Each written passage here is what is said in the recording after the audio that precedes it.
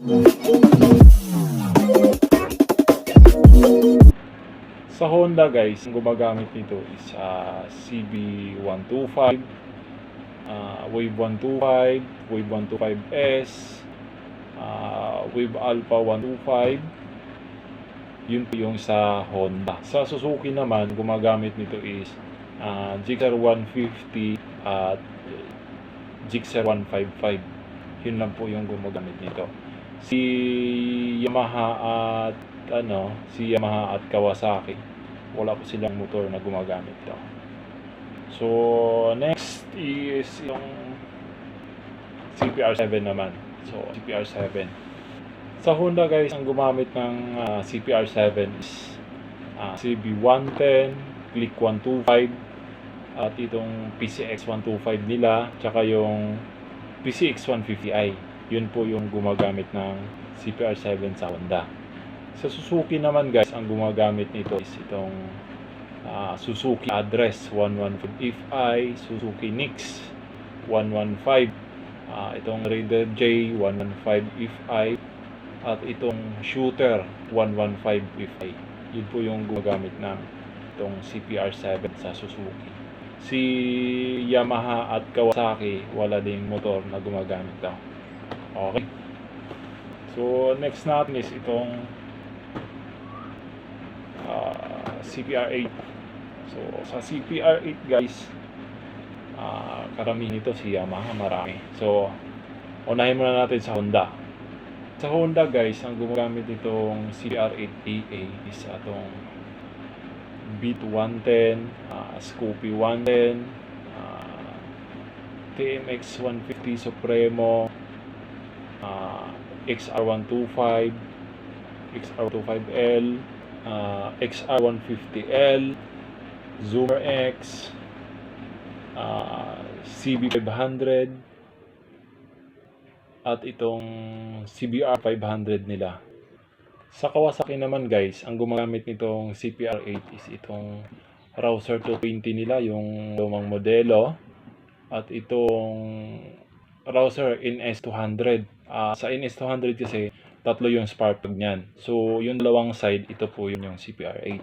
Yung sa gitna kasi niyan, yung L-Car 8A, yun po yung gitna nun. Yung sa Rouser NS200. Same as Dominar 400, ganito din. So CPR8 din, dalawang Dominar, yung dalawang side. Yung gitna naman yun is iba din yung gitna. Yung L-Car din yung gitna.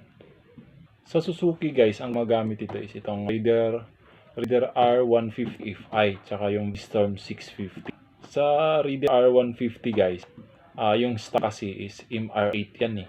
Pero pwede nyo pong ikabito. Kasi pagka nag-platinum kayo, isa lang yung platinum ng MR8 tsaka itong CPR8. Platinum tsaka Iridium. Same as CPR8 lang din yun. So yun lang yung dalawang motor sa Suzuki. Sa Yamaha naman, gumagamit ng CPR8 is itong si Aerox, si NMAX, si Sniper 135, si FZ16, AZ16. Yun po yung gumagamit na itong CPR8. Sa D8EA naman tayo guys.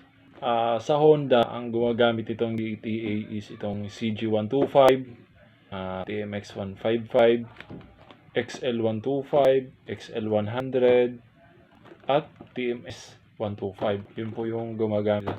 Tsaka ang ibang gumagamit na brand nito is kadalasan yung mga China model, yung mga Motorstar, Rossi, Racal. Yun po yung madalas gumagamit. Yung mga pang tricycle nila, pang business model. Yun po yung mga unit.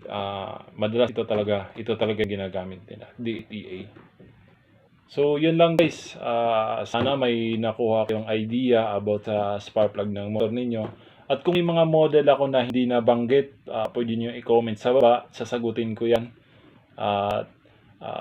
Ito yung reminder ko sa lahat, mas maigi po na kung ano yung recommended na Sparkplug sa motor ninyo, yun po yung ating ikakabit para hindi papaya ang ating motor. Dahil kapag nagkamali tayo ng kabit, mali yung heat rating ng spark plug na nakabit ninyo, mabilis mapundi yung spark plug at papalya yung ating motor. Hindi ganun kaganda yung kanyang takbo.